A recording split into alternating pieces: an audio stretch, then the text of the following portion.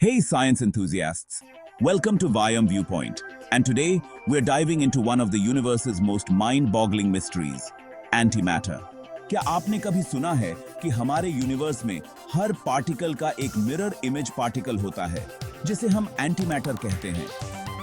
This isn't just sci-fi stuff from the movies. It's a real phenomenon in the world of physics. Antimatter, as the name suggests, is the opposite of normal matter. जैसे कि हर matter particle का एक antimatter particle counterpart होता है. For example, an electron has a counterpart called a positron, which has the same mass but opposite charge. But यहाँ सबसे interesting बात यह है कि जब मैटर और एंटीमैटर आपस में मिलते हैं, they annihilate each other, यानी दोनों गायब हो जाते हैं and release a huge amount of energy. This concept may sound like science fiction, but antimatter was actually discovered in 1932 by physicist Carl Anderson, जब उन्होंने positron नाम के पार्टिकल को डिटेक्ट किया in a cloud chamber experiment. This discovery opened up a whole new world of possibilities in physics. अब सवाल उठता है, एंटीमैटर इतना इंपॉर्टेंट क्यों है? एंटीमैटर की सबसे खास बात यह है कि जब ये मैटर के साथ एनाहिलेट करता है, तो ये प्योर एनर्जी में कन्वर्ट हो जाता है. यानी मैटर और एंटी मैटर के कोलिजन से जो एनर्जी रिलीज होती है वो EEC-mc2 फॉर्मूला को परफेक्टली फॉलो करती है. यानी tiny amounts of anti matter can produce massive amounts of energy. Imagine the possibilities. Space travel में एंटी मैटर का यूज करके हम लाइट स्पीड ट्रैवल तक पहुंच सकते हैं. Even though we are far from creating antimatter-based spacecraft, this energy source could one day revolutionize how we explore the cosmos. लेकिन अब यहाँ पर एक बहुत बड़ा कॉस्मिक पजल है. हमारे यूनिवर्स में एंटीमैटर इतनी कम क्यों है? बिग बैंग के समय में थियोरेटिकल मॉडल्स कहते हैं कि मैटर और एंटीमैटर इक्वल मात्रा में बनी थी. लेकिन आज हमारे यूनिवर्स में एंटीमैटर बेहद रेयर है और मैटर बहुत ज्यादा है. आखिर ऐसा क्यों हुआ? This is called the matter-antimatter asymmetry problem.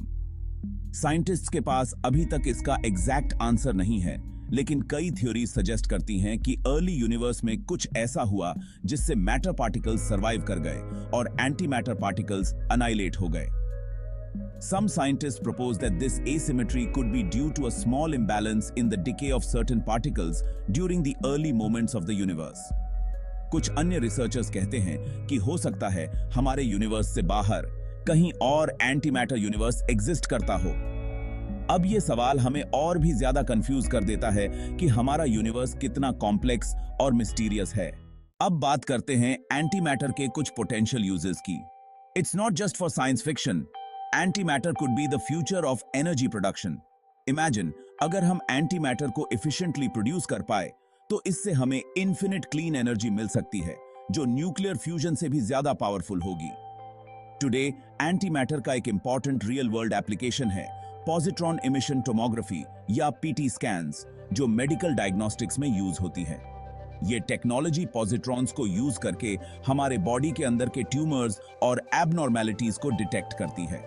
So antimatter isn't just theoretical, it's already making a difference in medical science. लेकिन एंटीमैटर को प्रोड्यूस करना उतना आसान नहीं है जितना सुनने में लगता है.